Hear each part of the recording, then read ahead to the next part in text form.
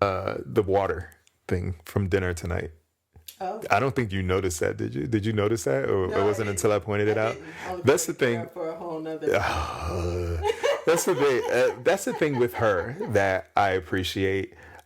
She doesn't do things for fanfare. She takes the lessons that we give her, and she truly, truly adapts it. Not comparing and contrasting. Even though I am, they're different. For example, Ben wants the acknowledgement. He wants us to see that he did it. For her, it's like, no, I understand the wisdom behind it. I'm gonna do it. So, long story short, we Evie's at the age now where standing up, walking from the table during dinner is a habit, and it's impolite. You know, Annoying. it's impolite and it's annoying. And one of the big things that she does is that she'll go get water in the middle of dinner without saying, "Excuse me, I want to go get some water." And so Sadana, I think it was yesterday or the day before. Yesterday. It was just yesterday. Sadana was like, you know, what you can do is that when you set the table, you can get your glass of water and have it there so that you don't have to get up. And so we were sitting down having dinner, and the only reason I noticed is because she was chewing ice, and you know that's a pet peeve of mine. But she finished eating and she was chewing ice, and I was like, oh, she didn't get up to get her water, and I looked at you, I was like, look at that, she got her water. And so you accomplished something this week. You know, gave her a quick lesson, and she took it and she carried it on all the way to the next day. We'll see what happens tomorrow, though.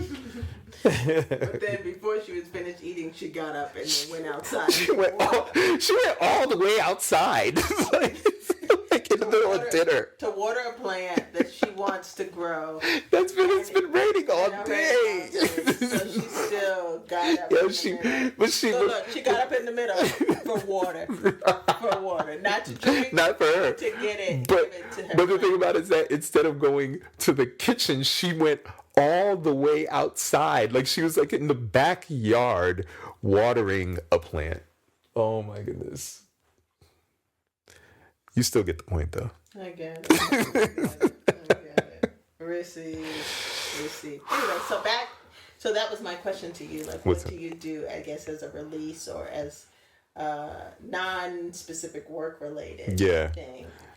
So one of the things that I do is to write down jokes. And I started because we did an improv sketch class. Yes.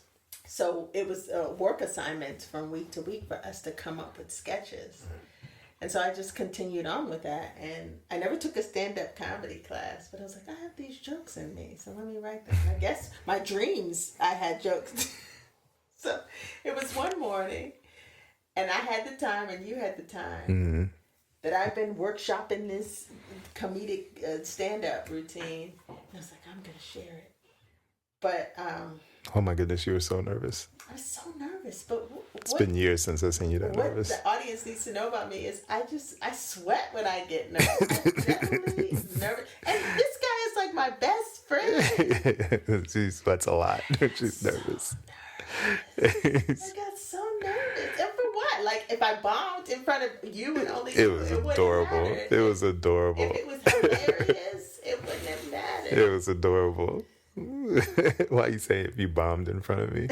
Props to you for believing I'm that big of an audience that it would constitute as bombing. We are bombing. Did I bomb? I helped you. Remember? So I was like, I'll tighten this up and fix this. You know what I mean? A type 5. A type 5.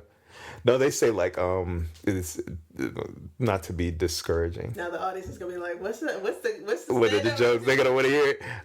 Not to be discouraging. If we get 20 listeners to comment, then I'll give 2 lines of stand-up. So one of the things that they say about stand-up comedians, I think we've established this, that we really love stand-up comedy. Yes. We really love stand-up comedy, and so I love hearing stand-up comedians talk, even extemporaneously, because I think that they are very insightful people. They look at the world through a lens that I don't think all of us truly appreciate. My favorite comedians are the ones that are less funny when they're speaking matter-of-factly. They're just talking. and of course, when the ones are funny, they're funny. But I find that the ones that are more introspective, they have an insight that I think is very, very profound at times. And so I used to listen to a lot of. You are always profound. No, you're always introspective and profound baseline. Not really. Yes, you are. Yes, you are. No, not really. Kissing out, ladies No, and she's not. gentlemen. She's not. Basically, she's not a stand-up comedian. Is what No, so like I used to listen to a lot of podcasts where comedians would interview other comedians and just chit chat. There used to be less than there are now. I wouldn't even know where to start now. And one of the themes that would carry on is that they would always say that in order to be to really hone in on the craft, you have to have been doing stand-up comedy on stage for at least 10 years. Like, and I'm like, whew, that's a long time. There are those that are basically aliens that get up there and crush it from day one. Eddie Murphy is one of them that a lot of people talk about. And Dave Chappelle's another one. I think they say Robin Williams was the same way, and Jim Carrey is another one who they say, like, as soon as they got on the stage, it's like there was no training, there was no in between, there were very few chances to bomb. Like, they were just sharp as a tack immediately and basically born to do it. And so I say that to say, you got about 9 years and 364 days. Because if I'm your first audience and you bombed. But did I bomb? I just asked you, did I bomb? So you just need to work on a couple of the pieces. Maybe sweat a little less. Just a little bit less. Just a little bit less. I had some more pajamas. No, you did not. I can tell you right now. I remember what you had on. Get off. You did not have on pajamas on. You did not. Now keep working on it. I'll keep working. Yeah, keep working on it. I'm not going on anybody's stage. Never say never. Okay. Oh, well, you said it anytime soon. No time soon. Oh, okay. So you hear that, ladies and gentlemen? No.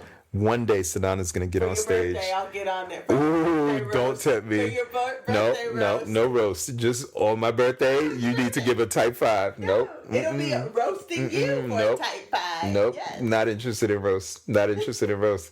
I just want to hear you do a type 5 talking about, what was it? I can't remember your bit. I can't remember it. We got to work on it. Yeah. Oh, we got to work on it? We got to work on it.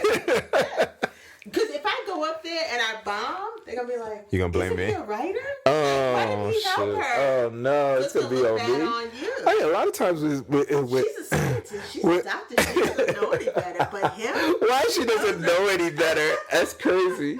That she doesn't know any better. It's crazy. She's just a medical consultant. Slash producer. She doesn't know anything. Why is that? No. I don't think that, this is a long episode. This might have to be a 2-parter. This is making up for last week. It's making up for last week. Okay, fair enough. No, like I don't think that anybody would think that, because you're a very funny person, baseline. So people would be like, depends on who you talk to. Some people see me as serious. Yeah. People are scared of me at work. Yeah. Yeah. I'm like, I smile. Sharks smile too. Oh, sharks smile too. Yeah. But Sharks look like they smile. Did you say dentures? Dentures, yeah. Oh. My veneers are clean. Don't insult yourself by calling your teeth veneers. Okay. Don't do that. Okay. Not to say people that have veneers are insulting themselves. Like that. Oh. Don't talk about Damon Dash like that. No, Damon Dash doesn't have veneers yet. Oh, his are truly dentures, right? Yeah, he has dentures. Yeah. Okay. He has diabetes. I don't like the fact that people make fun of him. Made fun of him because his teeth fell out. That bothered me a bit. I'm like, you don't make fun of somebody who's not well. But I think it's more so.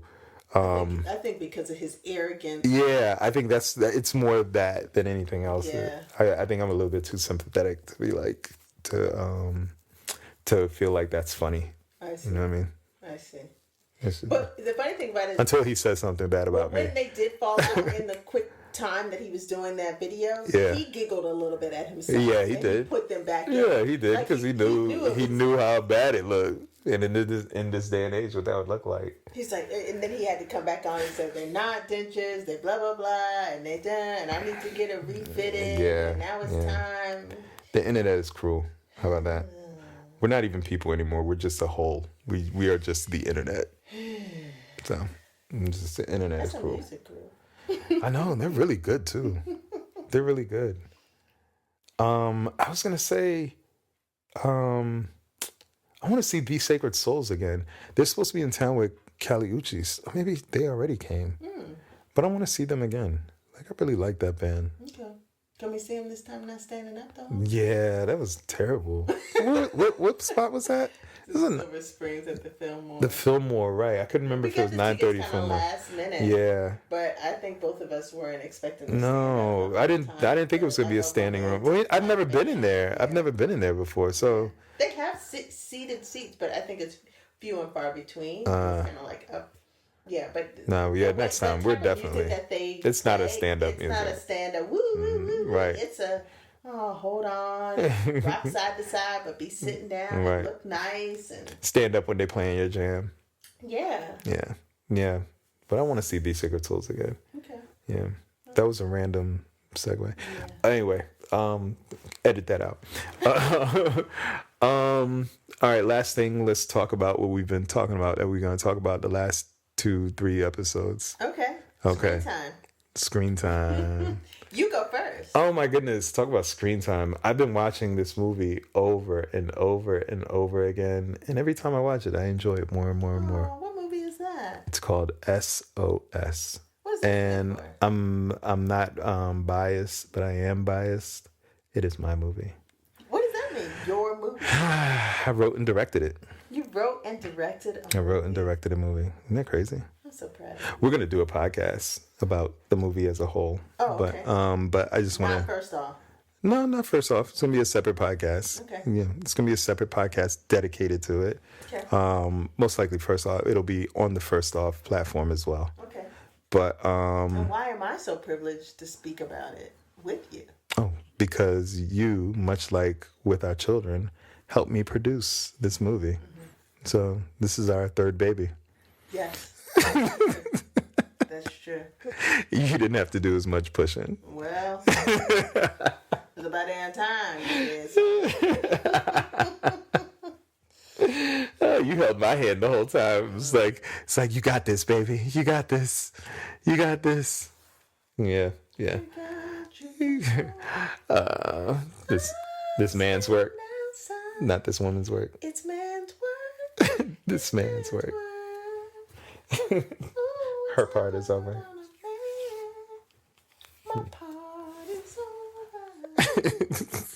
Now starts the rap. Okay. You hear that, ladies and gentlemen? Not only is she a talented stand-up comedian, but she's an excellent falsetto. Excellent falsetto. Let's ask my piano I said excellent that. falsetto. Oh gosh. Let's ask my piano teacher about that. He's always like, just act as if you're a singer. Because he's always trying to get me to sing the sol fa, so the sol fa is do re mi fa sol la ti do. But yeah, so I'm bringing it up now because this past weekend was kind of like it was a little bit of a throwback. I mean, the last, I would say Saturday, Sunday, and Monday was a bit of a throwback because I haven't seen the members of the cast since we shot in April. And I got to see the principal members of the cast again. And it was really cool seeing them and catching up with them and seeing them in their real life attire, not on the screen and reciting the same lines over and over or getting dressed. And are you directing them? Right. Well, I still have to direct them. Why did you see them? So they were doing ADR. What is ADR? I don't know I can't remember what it stands for. Somebody out there is probably screaming screaming into the podcast, like, dude, it stands for. But ADR is when specific audio isn't captured by the microphone on set, and they need to re-record it, or if they need to do voiceover, then they need to record that. And I know what it stands for. Recording? No, it's not. I can't remember what it stands for.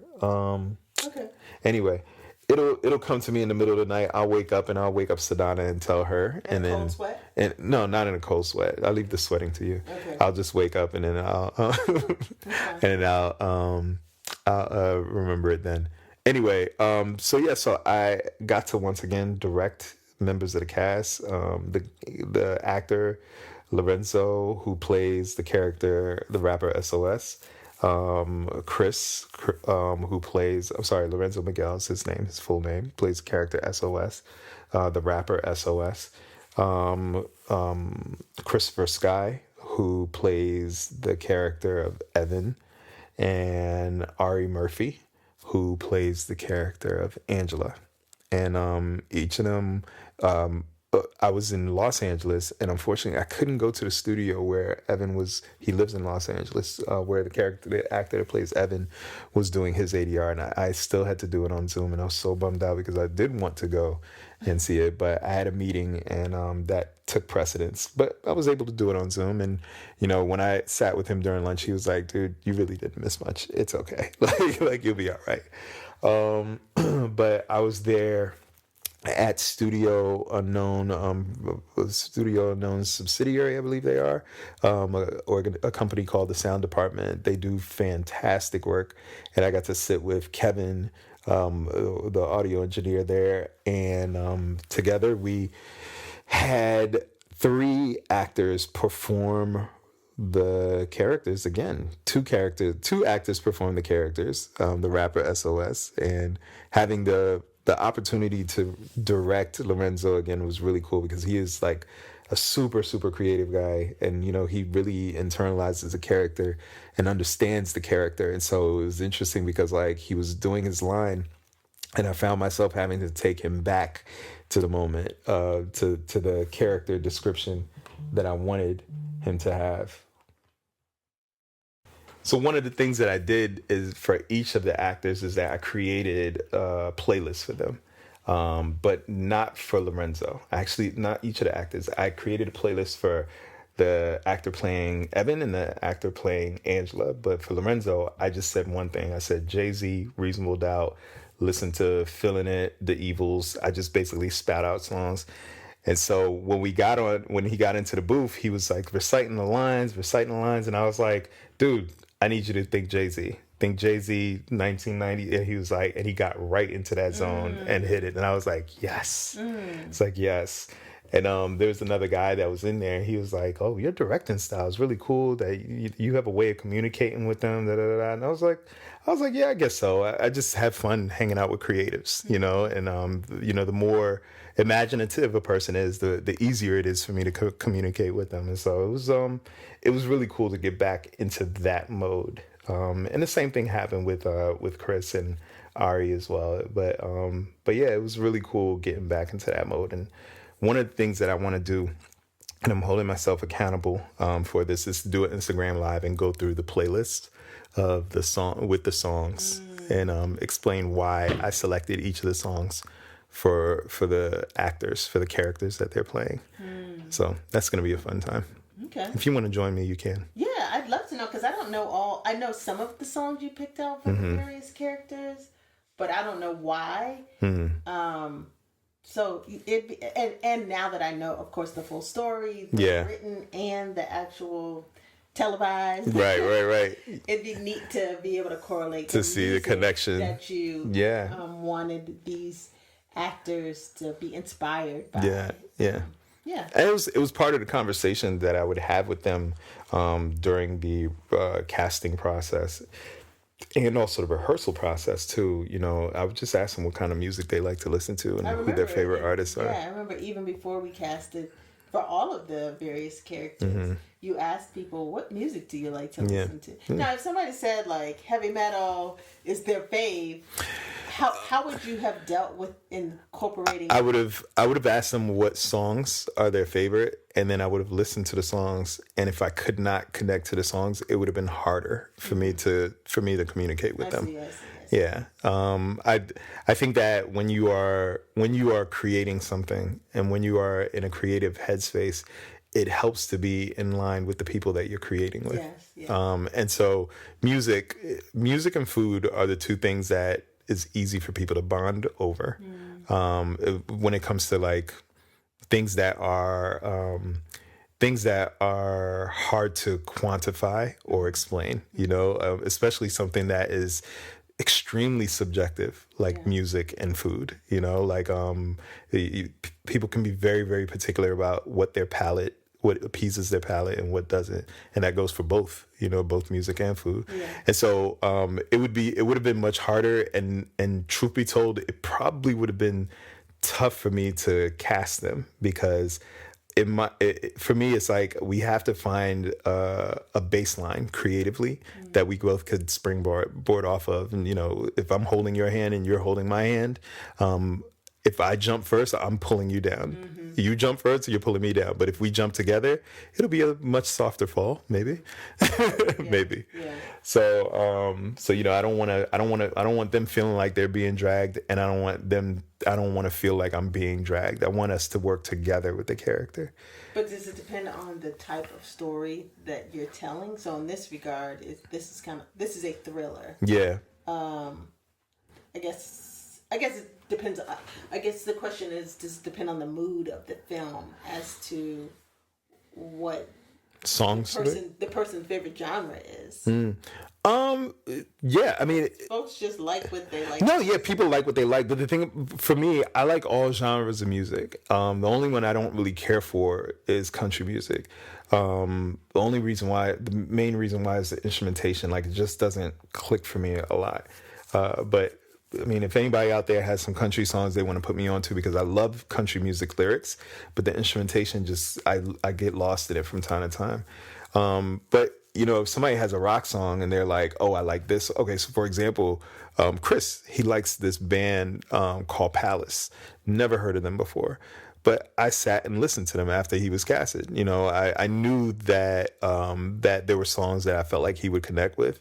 But as far as Palace is concerned, I was like, I've never heard of it before. So if he did not listen to a single song that I put on the playlist, I listen to Palace, and so I'm able to understand what his tastes are, and align the music that I listen to that. Yeah. You understand? And so that band is kind of like an alternative band, and they were dope. They were really good. And as a matter of fact, one of the very first song on his playlist is a song by Palace. And the rest of them are songs that I felt like aligned with who the character was. The one song that I felt like his character would like from the Palace group. Nice. And so I mean, creatively we found where we needed to go. And I mean, he's a very talented actor by his own right. So, it wasn't, it was just a matter of me being able to communicate what I needed from him. Yeah. The rest of the cast, they had never done a movie before, or they have done smaller productions, but Chris is by comparison, he was well seasoned compared to the rest of the cast. It's beautiful how music brings people together, and how healing and how linked people, and in the context of you just having that art form help to dictate, manage, and direct another art form. Yeah. So thank you for sharing. Oh, yeah, for sure. I'm here. I'm here. You got it. I'm here. I'm going to start saying that. I'm really going to start saying that. And like, if somebody takes it the wrong way, I'm going to be like, no, I'm just being as plainly honest as I can. One of my favorite things to say right now is, I can only say what I can only express how I feel. I can't control how you feel about it. That's right. You know what I mean? So it's like, if you saying I'm here, I have a different appreciation for it. Before, when you said it before we had this conversation, I was like, oh, that makes me kind of sad that you're just here. Like, I want you to be more than here. But I know what you being more than here looks like. So, so it's time to go to bed. With that said, ladies and gentlemen. Okay, next time I can talk about cooking and crying. In essence, I talked about it a little bit. You've talked about it before. My profuse sweating. No, you've touched on it in previous episodes. But yeah, you could dig in deep. And for those of you who are wondering, back to my film SOS. For those of you who are wondering, it will be finished soon. And we will be submitting it to film festivals keep an eye out. Watch this space. Watch every space that you see us occupy because, oh my goodness, it's going to be a fun one. That's all I can say. Coming soon. It's going to be fun. I mean, not just the movie itself, but everything surrounding the movie is going to be very, very entertaining. And we hope that you enjoy it. It's going to be more than just here. It's going to be more than just here. That's for sure. That's for sure. Okay. Next time we talk about cooking and crying. All the things. All the things. We'll keep talking about the things. Oh, and we need to talk about Apollo's Wish and Pluto's Dream Quest. Let's do it. Yeah. Wow. We got a lot of things for you guys. All right. Stay tuned, ladies and gentlemen. Thank you guys so much for listening to this hour-long episode, the makeup episode of First Off. And you can reach us at... You can reach me at Joseph Vivens. And I'm at Dr. Sadana Jackson _Vivens. Oh my goodness. Oh my goodness. Oh my goodness. You gotta say like my brother-in-law. Oh, like cuñado. Oh my goodness. They'll find me. Just come to First. It's all right. First Off Podcast. Just go to at First Off Podcast. That's where you can find us. Thank you guys so much for listening. We really appreciate it. And don't forget to follow us at AreYouAFanYet as well. All right. Have a good one, ladies and gentlemen. Oh, I didn't give a words of wisdom. Oh yeah, what's your words of wisdom? Okay. Sadana, you give your words of wisdom. At first, do no harm. I like that. At first, do no harm. All right, guys. Have a good one.